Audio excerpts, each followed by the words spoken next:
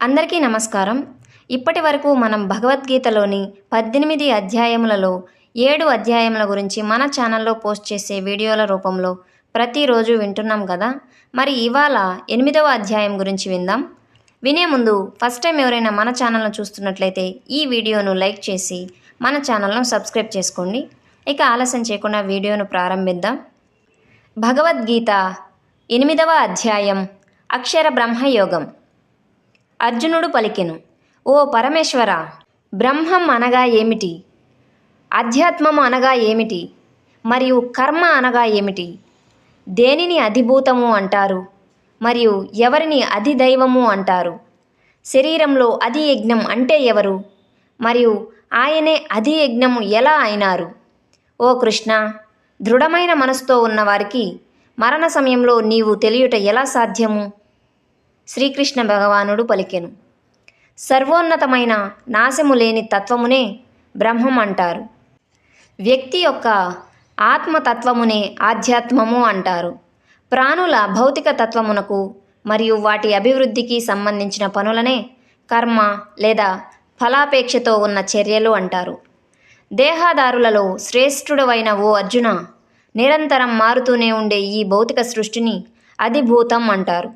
సృష్టిలో దేవతల అధిపతిగా ఉండే భగవంతుని విశ్వరూపమునే అధిదైవము అంటారు.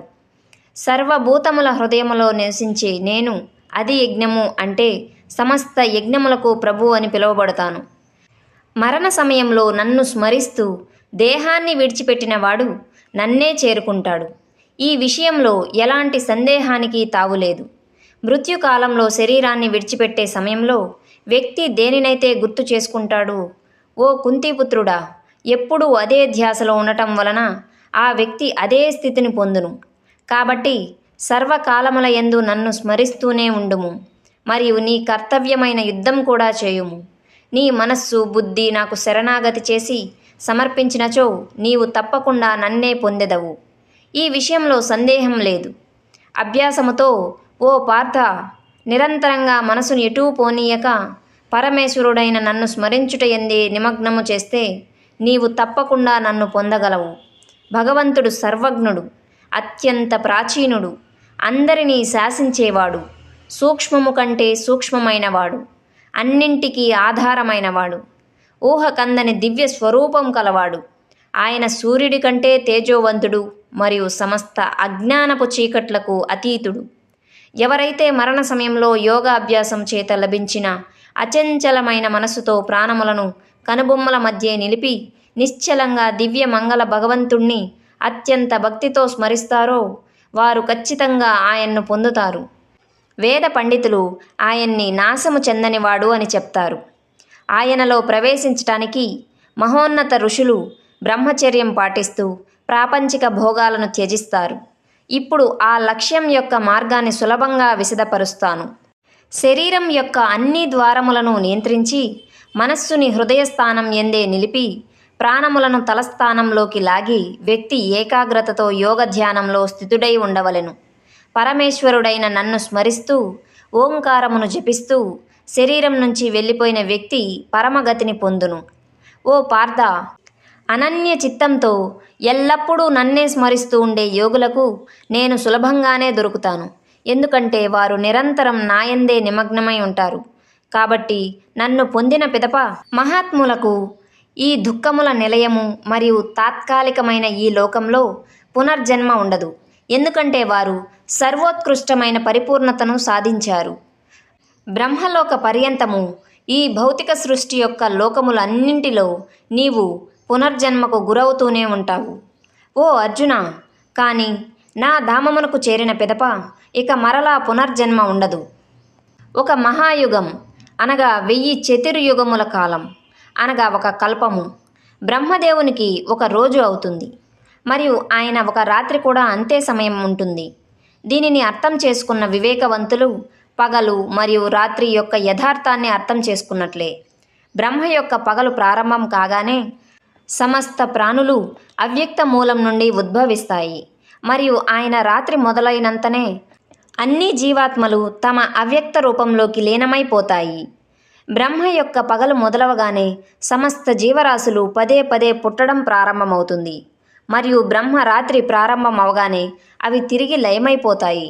మరలా మరుసటి బ్రహ్మ పగలు మొదలవగానే అవన్నీ అప్రయత్నపూర్వకంగానే వ్యక్తమవుతాయి.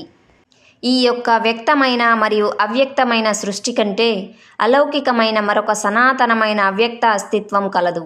మిగతా అన్నీ నశించిపోయినా ఆ లోకం మాత్రమే నిత్యం నశించదు. ఆ యొక్క అవ్యక్తమైన విస్తారమే సర్వోన్నత లక్ష్యం మరియు దాన్ని చేరుకున్న తరువాత వ్యక్తి ఈ లౌకిక లోకానికి తిరిగి రాడు.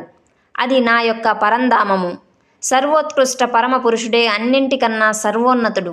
ఆయన సర్వవ్యాప్తుడు మరియు సర్వ ప్రాణులు ఆయన అందే స్థితమై ఉన్న ఆయన కేవలం భక్తి చేత మాత్రమే తెలుసుకోబడతాడు.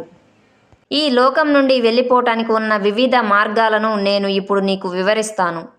ఓ భరత వంశీయులలో శ్రేష్ఠుడా, దీనిలో ఒకటి మోక్షంకు ఉన్న దారి, మరొకటి పునర్జన్మకు దారి తీస్తుంది.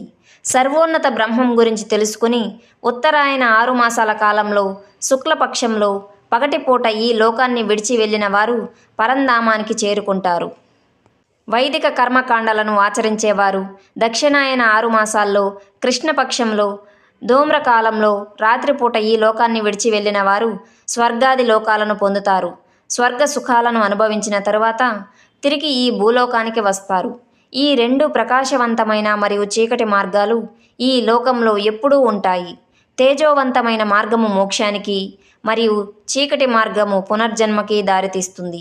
ఈ 2 మార్గముల యొక్క రహస్యం తెలిసిన యోగులు, ఓ పార్థ, ఎన్నటికీ మోహమునకు గురికారు. కాబట్టి అన్ని సమయాల్లో యోగంలో స్థిరుడవై భగవంతునితో ఏకమై ఉండుము. ఈ రహస్యం తెలిసిన యోగులు వైదిక కర్మకాండల ఆచరణ, వేద అధ్యయనం, యజ్ఞములను ఆచరించుట, తపస్సు చేయుట మరియు దాన ధర్మములు చేయుట, వీటన్నింటి పుణ్యఫలముల కంటేనూ ఎక్కువ ఫలమును పొందుతారు. ఇటువంటి యోగులు పరమ పదమును పొందెదరు. ఇది ఉపనిషత్తుల సారాంశము, బ్రహ్మ విద్య, యోగశాస్త్రము, శ్రీకృష్ణార్జున సంవాదము అయిన శ్రీమద్ భగవద్గీతలోని అక్షర బ్రహ్మయోగము అను 8వ అధ్యాయం. ఈ వీడియోను చివరి వరకు చాలా ఓపిగ్గా ఎంతో భక్తి శ్రద్ధలతో విన్న మీ అందరికీ నా ధన్యవాదాలు. ఇలాంటి ఆధ్యాత్మిక విషయాలను తెలుసుకోవాలంటే వెంటనే ఈ వీడియోను లైక్ చేసి మన ఛానల్ను సబ్స్క్రైబ్ చేసుకోండి. అలాగే మీ ఫ్రెండ్స్ అండ్ రిలేటివ్స్కి ఈ వీడియోని షేర్ చేయండి. చాలామంది మన వీడియోలను చూస్తున్నారు కానీ సబ్స్క్రైబ్ చేసుకోవడం లేదు. మీరు సబ్స్క్రైబ్ చేసుకోవడం, చిన్న లైక్ ఇవ్వడం ద్వారా నేను మరిన్ని వీడియోలు చేయడానికి నాకు ప్రోత్సాహంగా ఉంటుంది. కాబట్టి దయచేసి వీడియోస్ చూసే ప్రతి ఒక్కరూ మన ఛానల్ను లైక్ చేసి సబ్స్క్రైబ్ చేసుకోండి. వన్స్ అగైన్ అందరికీ చాలా చాలా థ్యాంక్స్ అండి. మరొక మంచి వీడియోతో మళ్ళీ కలుద్దాం. అంతవరకు సెలవు.